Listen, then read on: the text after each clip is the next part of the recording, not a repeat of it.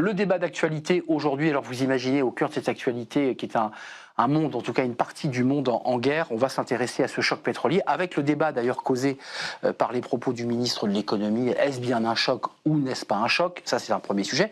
Et puis un deuxième sujet, est-ce que ce choc pétrolier aura des conséquences, une incidence sur l'emploi? Une chose est sûre, c'est que ça a déjà une incidence sur l'inflation, à commencer par le prix du carburant et probablement d'autres produits, puisque l'inflation a progressé encore là, aujourd'hui, ce sont les derniers chiffres, 1,7 d'inflation, donc l'inflation va grandir. On en parle avec mes invités, on essaiera de savoir aussi si la France est tout simplement prise au piège de cette crise mondiale. On en parle avec Sylvain Bersinger. Bonjour Sylvain, bonjour. Économiste, Bersinger-Co, qui est votre entreprise, cabinet d'études, et avec une note que je vous invite à lire avec attention, des notes très courtes, très synthétiques, sur l'économie iranienne, et on y apprend plein de choses, et que notamment, malgré les sanctions internationales, malgré toutes sortes de choses, l'économie iranienne, je mets de côté son inflation, sa monnaie, elle est assez résiliente. Et on en parlera avec vous dans quelques instants. Et Patrice Huiban est avec nous. Bonjour Patrice, très heureux de vous accueillir, président de Nouvel Essor Français. On va vous entendre évidemment sur ce que l'on subit. D'abord, un mot sur ce choc pétrolier, puisqu'il y a une sorte de petit travail un peu de sémantique. Tout de suite, ça a été démenti après les mots du ministre. Est-ce qu'on est, alors je me tourne vers l'économiste, est-ce qu'on peut considérer aujourd'hui qu'on peut parler du choc pétrolier comme on parle dans les livres d'histoire du choc pétrolier de 74? En fait, c'est pas évident de répondre parce qu'il n'y a pas de définition claire de ce qu'est un choc pétrolier. Donc, tout dépend un peu d'où on met le curseur. Moi, je dirais qu'on est dans un petit choc pétrolier. Parce que, voilà, il se passe clairement quelque chose. Le prix du pétrole a pratiquement doublé en quelques semaines. Mais là, on est, grosso modo, le baril de Brent, il est à autour de $110. Bon, il fait le yo-yo.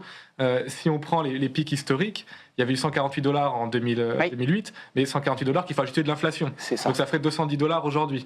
Et donc, ajouter de l'inflation, on est toujours sur des prix qui sont plus bas que par exemple en 79, en 2022 ou en 2008.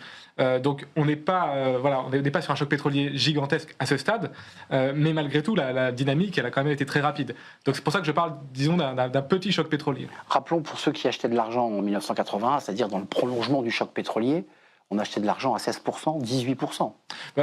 Quand même, rappelons-le. Hein. C'était 18%.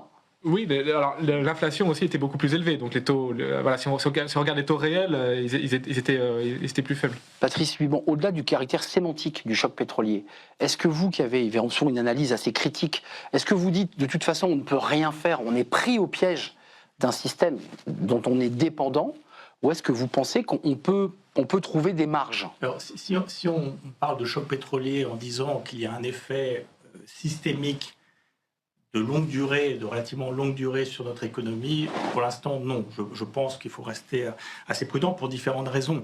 Alors certes, on a 11 millions de barils par jour qui sont retirés du marché contre 5 millions aux années 70. On pourrait dire non, ça va être encore pire. Oui et non, puisque on est quand même d'abord moins dépendant des hydrocarbures en France aujourd'hui qu'à l'époque, avec le nucléaire, mais pas que. On est moins dépendant de cette zone géographique, même si le prix du pétrole est mondial, mais on a diversifié nos sources avec la Norvège, les États-Unis, etc. Et c'est 30% à peu près, c'est la zone moyenne orientale, c'est 30% de nos approvisionnements en pétrole? Alors, je ne connais pas les chiffres sur le pétrole et le gaz, mais grosso modo, oui, c'est à peu près 20% sur l'approvisionnement mondial.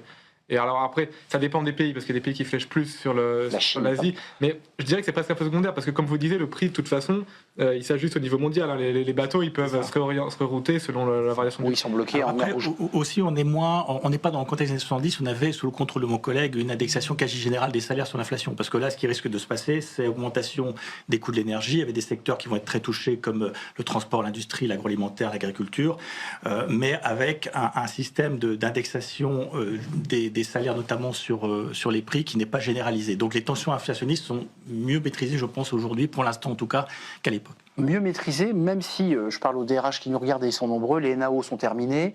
On a 3 secteurs qui sont aidés directement, les routiers qui manifestaient et qui ont fait des mouvements perlés. On a les pêcheurs, mais il y a beaucoup d'autres professions qui disent aujourd'hui, mais attendez, on est sur la route, les aides médicales, les aides soignantes, les infirmières à domicile, tout cela mettent de l'essence dans leur voiture.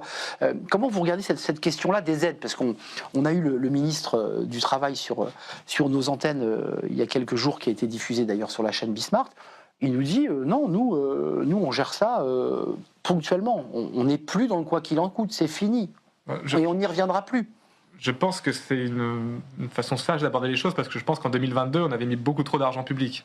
On avait arrosé absolument tout le monde, ça a coûté des dizaines de milliards d'euros avec beaucoup d'argent qui n'avait pas forcément atteint sa cible. Qui nous a coûté cher. Qui a coûté très cher. Donc je pense que des mesures ciblées, ce dans quoi s'engage le gouvernement, c'est on va pas laisser des secteurs entiers faire faillite si les gens travaillent à perte. Donc qu'il y ait des aides ciblées sur des secteurs que vous avez cités particulièrement impactés. Mais le côté quoi qu'il en coûte, on arrose tout le monde d'argent public.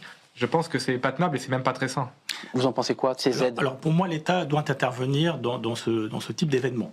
Le problème, c'est que comme il intervient. Oui, mais comme on est incapable de réparer le toit par beau temps, c'est-à-dire d'assainir nos finances publiques par temps calme, le jour où la tempête arrive, on n'a plus cette capacité finalement d'aide et de lissage de la conjoncture. Ce qui fait que le gouvernement effectivement dit qu'il faut cibler, mais pourquoi les agriculteurs, les transporteurs et pas les taxis et les infirmières libérales par exemple, ou les infirmiers libéraux?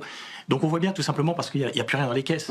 Et donc le rôle de l'État, c'est d'être là quand il y a des perturbations systémiques. L'État, faute d'avoir assaini ses finances publiques par temps calme, est incapable. Donc vous nous dites que c'est pas de la stratégie, c'est juste du bon sens, on n'a plus de sous dans les caisses et on ne peut pas faire beaucoup plus. Exactement, pour moi c'est ça, un principe de réalité. Sinon, il y a de ça quand même, il y a de la stratégie, mais il y a aussi quelque part du bon sens de la mère de famille qui dit écoute, je ne peux pas changer la machine à laver, donc on va la faire durer encore un peu. Non, je pense que c'est ça, on a des finances publiques qui sont dans un état quand même très dégradé, on a des taux souverains qui ont augmenté, qui sont autour de 3,8%.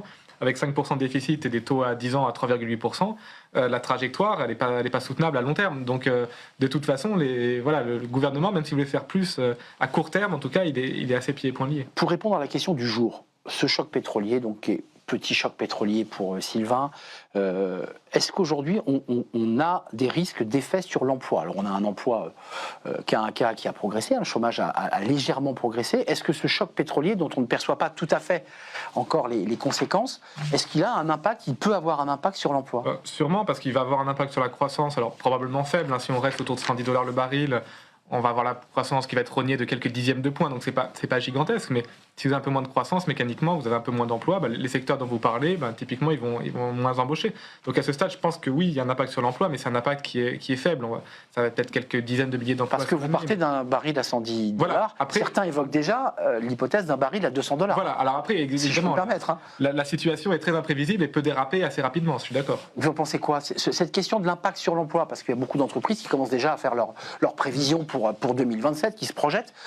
Ça arrive entre guillemets, les crises arrivent jamais au bon moment. Mais enfin, là, avec un taux de prélèvement obligatoire sur les entreprises qui est parmi les 3 plus élevés de l'OCDE, même si on prend en compte les aides publiques, c'est-à-dire qu'on est à 25% de la valeur ajoutée, avec aide publique déduite, on est à 20%, l'Allemagne est à 10-12%. Avec aide déduite. Donc vous voyez déjà d'où on part. Sans compter la complexité administrative, avec les coûts cachés, puisqu'on a beaucoup de surtransposition par rapport aux normes européennes, et donc avec un coût du travail très élevé, puisque l'essentiel de notre protection sociale est financé par l'entreprise, par le travail. Si vous rajoutez à cela l'incertitude politique, plus une crise, une crise extérieure, donc si cette crise perdure, je suis assez pessimiste, hélas, pour l'emploi. Vous avez vu comme moi les déclarations de Patrick Pouyanné, le patron de Total, qui dans une interview à la presse écrite dit « Nous sommes capables globalement de tenir 6 mois ». Au-delà de 6 mois, on se met on crée une crise mondiale généralisée. Vous, l'économiste, et je reviendrai sur votre note très intéressante sur l'Iran, qui montre que ce pays non seulement avait des réserves de missiles et de drones, mais qu'en plus elle a des capacités économiques de résistance. Est-ce que vous êtes sur la ligne du patron de Total? Alors, je pense qu'il y a des informations plus précises que moi sur exactement les stocks de pétrole, etc. Nous, on regarde le prix. Je dirais qu'en tant qu'économiste, l'autre indicateur, c'est un peu par déformation professionnelle, c'est le prix. C'est-à-dire que s'il n'y a pas de pénurie imminente, le prix reste relativement calme. $110, c'est haut, mais c'est pas non plus stratosphérique. Si on arrive à ce scénario que vous mentionnez de qui est évoqué, hein. Oui, non, mais qui est évoqué. Ça veut dire qu'on va dans un scénario où le prix atteint $200-300. C'est-à-dire, excusez-moi, c'est 3 litres, c'est 3 € le litre d'essence, là. Hein. Oui, ça peut arriver à ces. Voilà, ça peut. Non, mais quand je dis ça, je donne un chiffre extravagant parce que 3 € le litre d'essence, je n'ai jamais connu un litre d'essence à 3 €.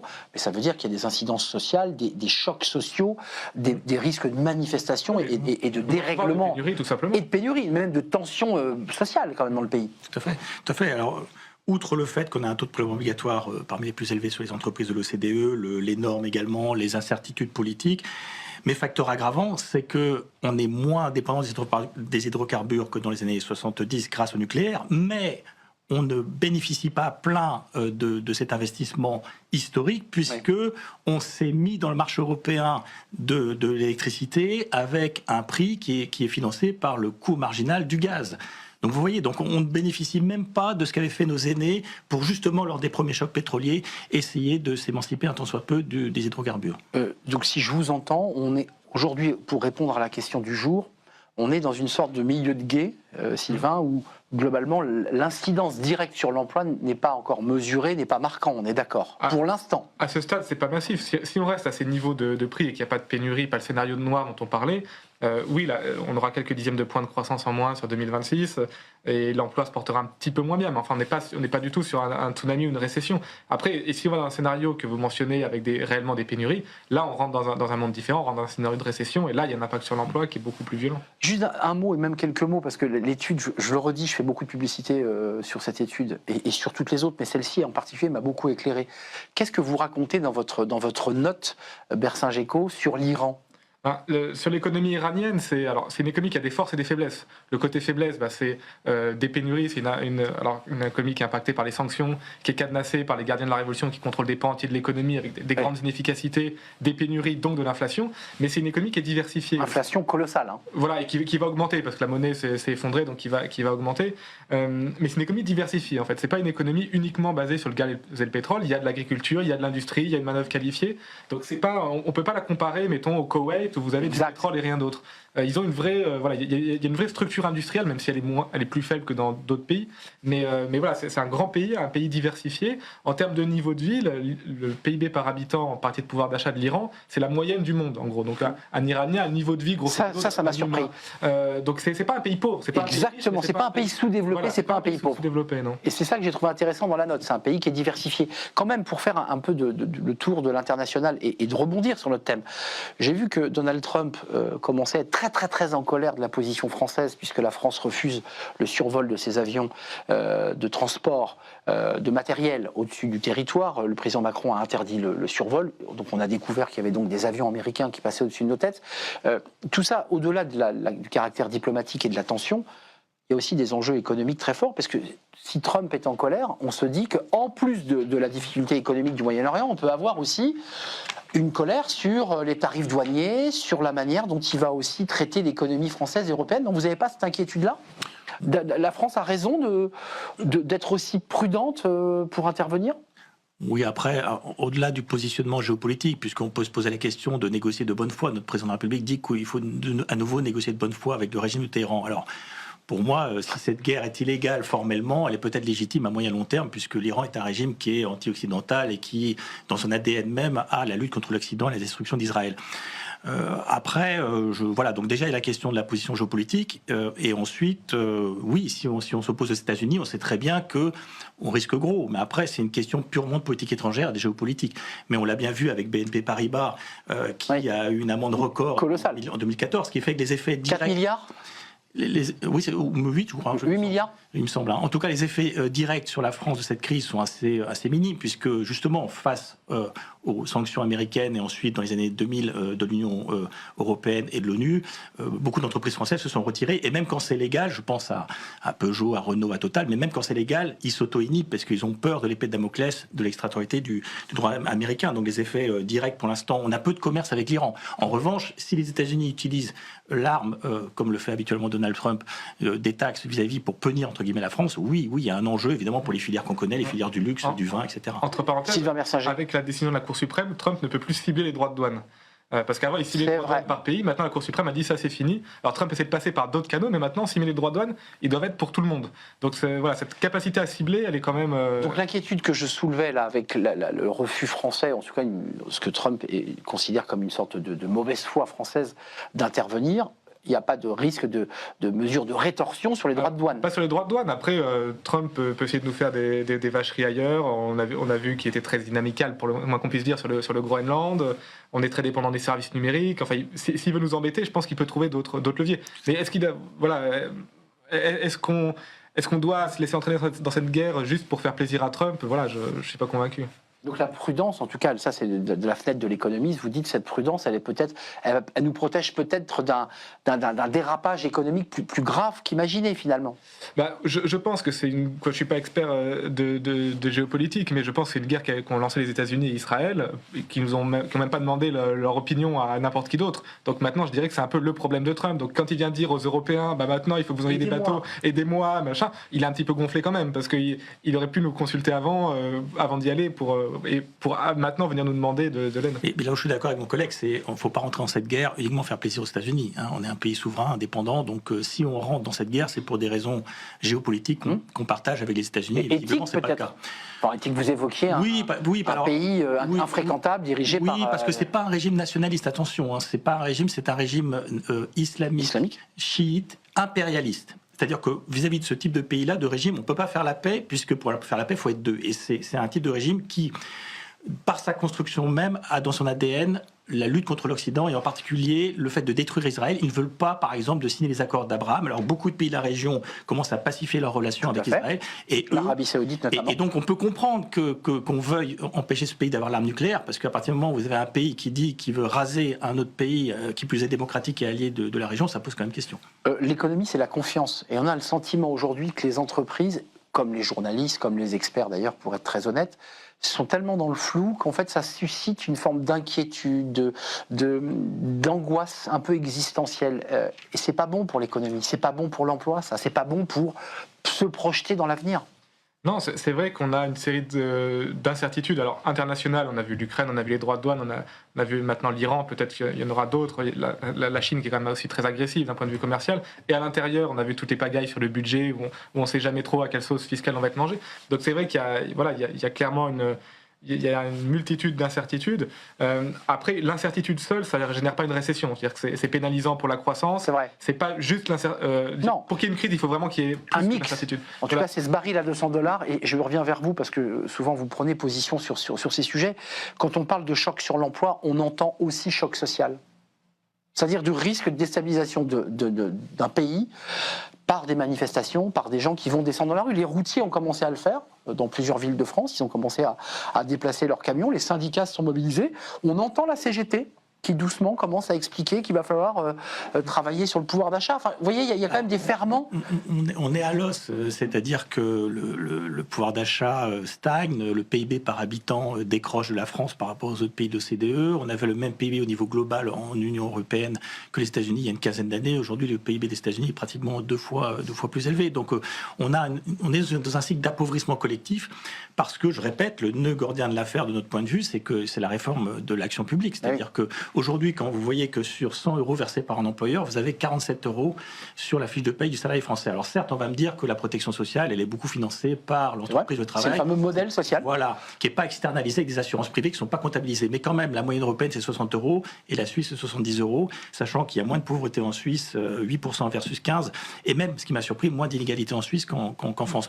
Donc vous dites que notre modèle ne fonctionne pas. Donc du coup, le modèle ne fonctionne pas parce que, si vous voulez, l'État est obèse, c'est-à-dire qu'il y a trop de gras, pas assez de muscles. Donc si vous ne faites pas de ménage dans en mauvais français, le back-office, l'efficacité marginale de l'euro investi devient presque négative dans certains secteurs. C'est-à-dire que l'argent est capté par l'administration de bureau, et quand vous avez un pays qui est champion du monde des dépenses publiques, et quand vous avez 2 fois moins de magistrats pour 100 000 habitants que la moyenne européenne, et 3 fois moins de procureurs qui lancent les poursuites, je ne parle même pas de la santé, où on est à 12 points de PIB de dépenses, champion d'Europe avec l'Allemagne, ils ont 30% de soignants en plus, 30% d'administratifs en moins. Donc le nœud est là. Donc à partir du moment où vous avez des salaires... pas d'efficacité. Vous avez des salaires qui sont déjà plombés par une relative mauvaise gestion de la sphère publique, et si vous rajoutez à cela une inflation et avec des prix et des biens, je dirais, dont vous ne pouvez pas vous passer, comme en province se déplacer avec un véhicule. On y revient. Là, ça crée des tensions. Un gazole à 2,45 au moment où je vous parle, et le gazole va monter supérieur d'ailleurs au sans-plomb. Un dernier mot sur ces sujets-là, parce qu'il y a beaucoup d'incidences en fait.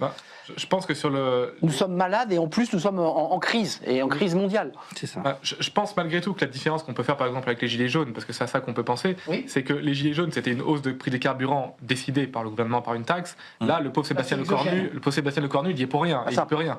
Il peut faire. Il peut baisser les taxes, ce que Mélanie l'a fait en Italie, par exemple. Il peut le faire, mais du coup, il faut le déficit. Mais il grève son déficit. Voilà. Mais je veux dire, là, c'est un choc qui n'est pas du tout dans le gouvernement. N'a pas voulu ce choc et n'a pas vraiment les cartes. Donc, vous pouvez faire toutes les manifestations que vous voulez. Ça, c'est vrai. À part creuser le déficit, vous pouvez pas faire grand chose. Et investir dans la transition énergétique. Donc nous subissons plus que nous agissons sur ce sujet de crise. Oui, parce que Lionel Jospin, de mémoire, il avait mis en place la fameuse TIPP flottante, qui est maintenant la TICPE, sauf que ça a coûté quand même beaucoup aux finances publiques. Aujourd'hui, j'ai l'impression qu'on n'a pas les moyens. Et du coup, non seulement les aides sont faibles, mais je suis peut-être de... Ça sera le dernier mot. Je regarde un peu le mal, peut-être, dans la politique qui est menée, mais pourquoi les agriculteurs et les transporteurs plutôt que les taxis On a bien entendu. Et les infirmiers ou les travailleurs indépendants. Voilà. Bon, peut-être qu'ils ont un pouvoir de nuisance supérieure, je ne sais pas.